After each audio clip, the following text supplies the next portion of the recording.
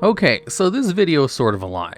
There's no way that you don't know what the Super Quantum archetype is a reference to. The fact that the archetype mirrors Super Sentai from the Zords down to the mechanics makes this one of, if not the best, accurate Yu-Gi-Oh! Homages to other franchises. There's no doubt that Super Sentai and Power Rangers are goated worldwide, having one of the best fan bases and multiple versions of their series, whether it be for better or for worse. The iconic franchise has been around for 50 years and shows no sign of slowing down, coming with almost a new team every 2 to 3 years. So let's look at the references between Yu-Gi-Oh! Super Quantums and how they pay homage to the Super Sentai. Just in case you've gone your whole life without ever seeing a Super Sentai series, here's a bit of a backstory. Super Sentai is a series that debuted in 1975. The Super Sentai series is part of a genre referred to as tokusatsu, or toku for short. Tokus are described as live-action series that uses special effects that often involve supernatural, fantasy, or science fiction aspects like kaijus, superheroes, and mechas. So Godzilla, Kamen Rider, Ultraman, and even Japanese Spider-Man all fit the bill as tokus. If you want to know who to thank for Super Sentai, look no further than Shotaro Ishimori, who created not only the first 2 Super Sentai series, but is also credited with creating Kamen Rider and the manga Cyborg 009. The first series centered around the Go Rangers, a spy team that fought to save the world from the Black Cross Army. Japan was enamored with these colorful crusaders, as the show garnered 16.1% of the country's viewership. For reference, if a show garners 1%, it's considered a success. The show was so impressive in Japan that Super Sentai caught the eye of a musician and producer named Haim Saban. You might have heard of him as he founded Saban Entertainment. Saban was highly interested in bringing an adaptation to the States of the hit Japanese live series. Many would assume that Saban himself would have an easy time pitching the series to several TV companies. It turns out that he pitched a pilot around the Chodenshi Bioman series, but multiple companies rejected the idea, believing that it just wouldn't appeal to American audiences. It wasn't until 1992 that Fox Kids liked Saban's idea and helped Saban in making this adaptation. And the rest is pretty much history. Mighty Morphin Power Rangers debuted in 1993 and went on to be a hit. The show averaged around 4.8 million viewers in the 1990s. Meet and greets were booming so much that once, in 1994, the meet and greet at Universal Studios in LA caused an 8-mile traffic jam. From there on out, Saban Entertainment continued to adapt certain Super Sentai seasons into their iterations of the Power Rangers. The Power Rangers' popularity shows no signs of falling off, as it's still one of the largest pop culture franchises, from TV series to video games to even comic books, with over 22 different themed series over 30 seasons. However, not all Super Sentai series have been adapted. Some series have remained in Japan, like pre-Zoo Ranger Sentai Rangers and Rasha Sentai T Kyogre. Power Rangers also has exclusive Rangers that only appeared in Western TV, film, and books, like Lord Drakon, Purple Solar Ranger, and the Mutant Evil Rangers. Their only thing in common is that they couldn't save Megaforce from being garbage. Regardless, there's not one person on this planet who doesn't recognize a Power Ranger or a Super Sentai suit. And there's no way the Yu-Gi-Oh! Community wouldn't instantly recognize Super Quantums as a homage to the Saturday morning sensation still going strong to this day. To say that they got the playstyle of Super Quantums to match Super Sentai is an understatement. The critical elements of the Super Sentai series were fighting terrible monsters on the street level and using special techniques to defeat the boss monsters. The Rangers combine their Zords into a Megazord for the big climactic fight to beat the bad guy in the most remarkable and sometimes hilarious ways. Sometimes they're successful, and sometimes they get embarrassed horrendously. They stayed true to most of their elements, the main element being using their Zords, which were mechanized battle weapons that they would ride and control and combine into one big Megazord. Even the stat lines hold an element of similarity to the Toku series. The Red Ranger is always the leader and usually the strongest of the Rangers. Super Quantum Red Layer plays to the fact, as on release of the base archetype, it was the strongest main deck monster with 2000 attack. It held the title of the strongest till 2019 when Super Quantum White Layer was released in 2400 attack, similar to the Super Sentai franchise, as when a new Ranger is introduced, its power is on par or higher than the Red Ranger. The mechanics of the Zords are also similar. Using their field spell, Super Quantal Mech Ship Magna Carrier, you can target a Super Quantum monster you control to special summon a Super Quantal Xyz monster from your extra deck with the same attribute as that monster. In the franchise, the Rangers would summon and hop into their respective Zords to make the Megazord, which Magna Carrier's second effect lets you do. The Super Quantal's Xyz effects also reflects how the Zords operate when their Ranger is inside them. Like in the series, the Zords can't operate to their full potential without the Ranger piloting them. Super Quantals hold true to the lore, as the Quantals XCs can't attack if they don't have any XCs materials, and their effects become quick effects if you equip the respective Super Quantum monster to them. Whether you like these little details or thought they were unnecessary, it shows in the artwork how much Konami paid attention to Super Sentai when designing Super Quantum, including the small details and uniqueness they gave each monster's designs. Every monster and their respective Zord was a homage to the Sentai/Ranger in a different series. Red Layer and Magna Liger are based off of Gao Red/Red Line Ranger from the Gao Rangers/Power Rangers Wild Force series, with Magna Liger design having a striking similarity to the Red Line Wizord. Green Layer and Ouroboros' designs are based off of Green Ranger from the Ginga Green/Green Ranger from the Lost Galaxy series. Ouroboros' design is based on the Condor Galactabes. Blue Layer and Grampulse are based exclusively on the Blue Dolphin from the Koji Sentai Liveman series. Her mecha is designed around the Aqua Dolphin Zord, and White Layers has a bit more, well, layers in its references. Though the name is a homage to Kiba Ranger/White Ranger in the original Mighty Morphin Power Rangers series, its design is based more on Gokai Silver/Super Megaforce Silver from the Kaizoku Sentai Gokaiger/Power Rangers Super Megaforce series. Even its Zord, Super Quantal Mech Beast Lester-X, whose design is a mixture of the Dragon Zord from Mighty Morphin and the Gozu Rex from the Kaizoku Sentai Gokaiger series. There's one more hidden reference to this car and lore inside this car's archetype. If you paid close attention to the orbs in the picture, you'd see that they share the same orbs with Super Quantal Fairy Alphan, and this same attribute and type, meaning that Alphan is a fourth quantum monster. This is also a trope inside the Super Sentai/Power Rangers series, as some of the series mascots become the newest superhero on the team, like Kruger becoming the SPD Shadow Ranger in Power Rangers SPD. White Layer's effect even plays to this role, as when it's sent to the grave, it can add an Alphan from your deck or graveyard to your hand, similar to how the Rangers power down after they fight and return to their regular forms. Speaking of mascots, Alphan's name is a play on Alpha 5's name from Mighty Morphin. Its design, however, references Bomper, the mascot from Engine Sentai Go Onger. The mascot only appears in the Japanese Togi series. It was never shown in the English adaptation, Power Rangers RPM, who replaced Bomper with Dr. K, who wasn't nearly as cool. The effect also mirrors their live adaptation counterparts.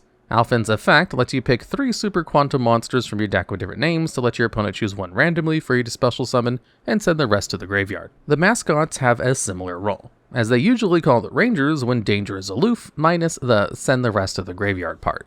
Magnus truly is a beauty of a card. It's an apparent reference to the style of the Might Morphin Megazord from our childhood. That doesn't mean it doesn't have other striking similarities to other Megazords. Many believe the blue boots are a tribute to the Chojo Gatai Live Robo from Choju Sentai Liveman, which also uses the Aqua Dolphin mechs as its legs. Blaster Magna refers to the Ultra Zords, a combination of all existing Zords in a Sentai team's possession. This Ultra Zord pays tribute to the Mighty Morphin Ultra Zords, which utilizes Titanus as its bottom half and has 3 versions, the closest design being to the Ninja Ultra Zord, which utilizes Titanus as mobility. Blaster Magnus sticks to the script, using Lester-X similarly with the mech as the bottom half. If you're curious to know what Megazords the Zords belong to, we also have that information. Aqua Dolphin Zord is used for Liveman's Megazord, Choju Gatai Live Robo, which also includes the Jet Falcon and Landline in its transformation. The Gaia Lion/Lioned Wind Zord, which Magna Lai represents, is used for the Gao King/Wild Force Megazord's upper torso, along with Gao Shark, Gao Bison, Gao Eagle, and Gao Tiger. It's also used for the secondary Megazord, the Gao Kentaurus/Pegasus Megazord, involving the Gao Falcon, Gao Shark, Gao Tiger, and Gao Elephant, which are additional Zords that Geo Rangers/Wild Force Rangers have access to. Condor Galactabes/Star Beast Gengalkin is part of the Star Beast Fusion Galaxy Beast Warrior Gengaio/Galaxy Megazord, which contains the Star Beast Gengalkin, Star Beast Gengorilla, Star Beast Gigaleon, Star Beast Gengarik, and Star Beast Gigant.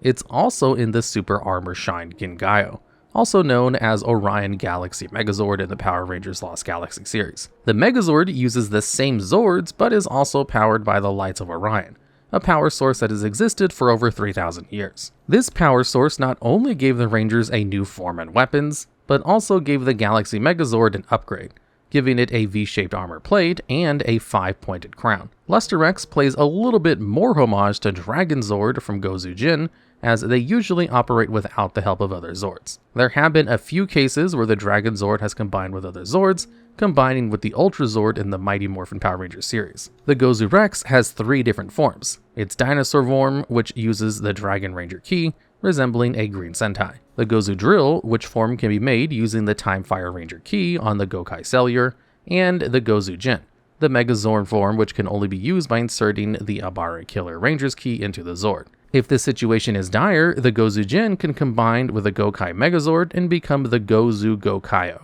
This form contains the Gokaiyo Galleon, Gokai Marine, Gokai Trailer, and Gozu Jin. The tail, which is used as a weapon in drill form, is also used as its primary weapon for the Gozu Gokaiyo. The spells and traps don't have as much lore as the monsters do, but they do have many references to tropes inside the show. Super Quanta Alpha Call Appeal is a quick play spell that special summons a Super Quanta Mech Beast Xyz monster from your extra deck.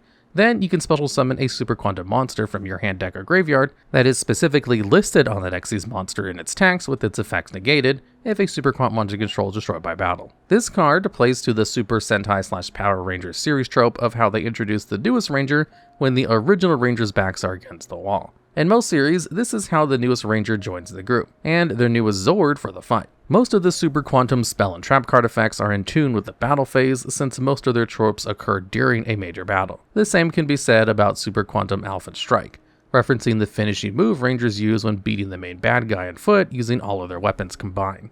However, unlike how the Rangers combine their blasters and weapons, they use Alphen instead of the regular weapons in this artwork. Magna Carrier gets its review again, being the home base where the Zords are summoned from. As in every series, the Rangers have a home base for them and their Zords, henceforth why the card is involved heavily with their extra deck. The last 2 cards are simple to diagnose. Super Quantum Mech Sword Magna Slayer needs no explanation. The most common weapon for every Megazord, Robo, or Gatai is a sword/saber that is used to finish the fight against whatever enemy the Rangers are up against. The card's effect even attempts to end the game and guarantee victory for you by giving the Xyz monster 100 attack times its rank, inflicting piercing battle damage, and letting you attack 3 times during each battle phase by sending this card to the graveyard. If you equip it to Magnus, Magnus's attack will top out at 4800, more than enough to scoop your opponent up at the table. Though the iconic sword swing of a Megazord isn't what we're used to seeing. There are few that don't use them. The Ninja Megazord from Mighty Morphin Power Rangers series fits that bill, as it never used a sword, but rather with its power gloves and special moves to defeat the bad guy. The final card is Super Quantal Union Magna Formation. This continuous trap stops your opponent from targeting your Super Quant cards on the field with card effects during the main phase 1. You can target 1 Super Quant Xyz monster you control and attach 1 other face-up monster you control to it as a material. This addresses 2 tropes. Just like the artwork, it allows you to attach monsters like how they attach Zords to the Megazord when forming it. It even allows you to attach your regular Super Quantum Rangers to your Xyz, similar to how a Ranger would hop into their Megazord. It also stops your monsters from being targeted, making it less likely for opponents to interact with your monsters. This is a play in the trope of the Ranger's Megazord formations never being interrupted, which is hilarious since almost nobody ever interrupts a transformation in any form of cinema. Kamen Rider, Sailor Moon, Digimon, not everyone has the common sense, like Android 17, to hit people during a transformation sequence. The day would be all theirs. Needless to say, the card gives the Ranger-esque feeling that everyone knows and loves seeing when the Megazords transform. The relevance of the Toku series is very high, as is Yu-Gi-Oh! There are plenty of archetypes that have paid tribute to the genre, taking bits and pieces of their series and putting them in everyone's favorite children's card game. It's safe to say that Konami nailed drawing the line between Super Quantums and Super Sentai. Did our Mighty Morphin archetype have a successful run in Yu-Gi-Oh? Technically, no. Many played it as a decent rogue strategy at best, and it did eke out a few regionals. But the deck made you bleed resources to get to its win con. Outside of Magna Carrier, the spell and trap support aren't impactful as much. They only do anything during the battle phase, or are just too gimmicky to operate in a real game. Some of the cards did see meta play, however. Red Laser's Cyber Dragon S ability to search and copy itself made it an excellent tool for Monarchs, as you had a free special summon to use it as a tribute without using any of your main resources. Besides Magnus, the rest of the Xyz saw some play as well, because they are generic and have simple effects that can remove pesky issues off the field. Ultimately, the deck didn't perform the best in 2016, and when Master Rule 4 came out, the deck was butchered even more when Blaster Magnet was given to the archetype to help them operate through Master Rule 4. Though, that's not our main focus in this video. Today's video is about how well they paid tribute to one of the most legendary franchises in the world. Super Sentai and the Power Rangers have touched the hearts of many worldwide. The iconic characters, the cool and sometimes tacky designs, the incredible action scenes, and the classic moments given by the series truly embodies what many kids and adults alike believe heroism looks like in our imagination. Currently, both series are still ongoing, with Japan showing the Osama Sentai King Ogre, the first series of Rangers to have an entire team with an insect-based theme, and the American audience showing Power Rangers Cosmic Fury, the sequel to Power Rangers Dino Fury, because when in doubt, make everything involve space. The real beauty of this archetype is that if Konami chooses to expand it, they will have so much to choose from. The sky is the limit to the amount of Rangers, Zords, Megazords, items, heck, even the villains. Because who wouldn't want a Rita Repulsa, Lord Zed, or Ivan Ooze as a monster? So whether you love the Japanese grittiness of the Super Sentai, or the awesome moments Jason Frank gave us in Power Rangers, it's safe to say that aspects from both were heavily employed in one of Yu-Gi-Oh's most incredible archetypes today. And thanks for tuning in.